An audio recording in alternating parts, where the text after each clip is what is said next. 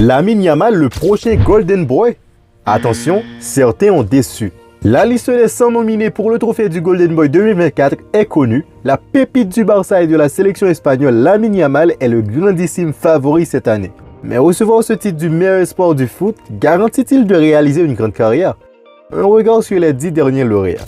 Depuis 2003, 20 joueurs de moins de 21 ans évoluant en Europe ont remporté une distinction décernée chaque année par les journalistes sportifs de Tuttosport. Certains ont marqué l'histoire de ce sport, d'autres n'ont tout simplement pas réussi à assumer leur statut. Retour sur les performances de ces jeunes prometteurs depuis l'année 2014. Raheem Sterling, Liverpool, 2014. L'ailier anglais a brillé avec Liverpool, club avec lequel il a remporté le trophée Golden Boy en 2014. Il est ensuite passé dans une autre dimension quand il a rejoint quelques années plus tard le Manchester City.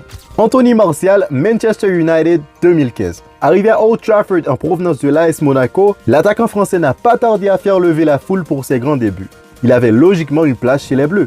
Malheureusement, il n'a jamais su s'imposer en sélection en raison de performances irrégulières. Renato Sanchez, Benfica, 2016. Vainqueur de l'Euro en 2016 avec le Portugal, il a été élu Golden Boy à la fin de la même année. Il s'est ensuite montré très décevant lors de son passage au Bayern, une carrière qui va en décrescendo depuis.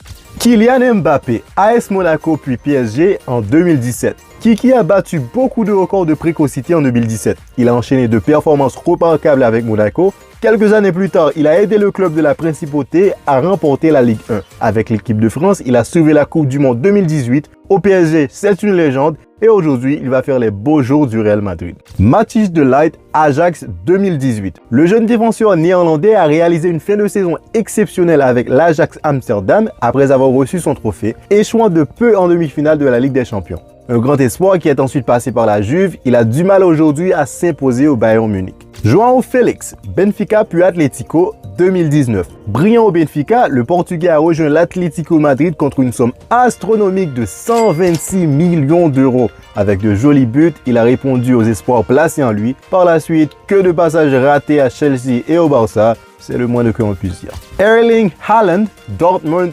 2020. Pour sa première saison en Allemagne, le Norvégien a été intraitable. Il a remporté la Coupe nationale et signé quelques performances notables en Ligue des Champions. La suite, on la connaît. À Manchester City, il a cartonné au point de devenir l'un des meilleurs joueurs au monde. Pedri, FC Barcelone 2021. Lors de cette saison, il a battu des records de précocité. Pedri a été le joueur du Barça ayant disputé le plus de matchs avec l'équipe première, devant Lionel Messi, Jordi Alba ou Frenkie de Jong. Très sollicité en club, en équipe nationale des jeunes et olympique, il a pris part à plus de 70 matchs. Gavi, FC Barcelone 2022. Un autre jeune du Barça à l'honneur. En 2022, il a devancé Camavinga et Jude Bellingham. À seulement 18 ans, Gavi, une pépite à la trajectoire météorique, avait déjà été titulaire indéboulonnable au Barça cette année-là. Jude Bellingham, Dortmund, Real Madrid 2023. Sans surprise, Jude Bellingham a été récompensé l'année dernière. Le joueur anglais a écrasé la concurrence lors des votes. Il a participé à la belle saison de Dortmund, bien que le rêve de conquérir la Bundesliga soit envolé à la dernière journée. Puis il a débuté parfaitement au Real Madrid. Aujourd'hui, il est l'un des meilleurs footballeurs au monde. Du coup, en 2024, qui sera le vainqueur? Sera-t-il Lamine Yamal? Dites-le en commentaire. Et n'oubliez pas de vous abonner à Haïti Sport Universel pour ne rater aucune de nos prochaines sorties. Ciao, ciao.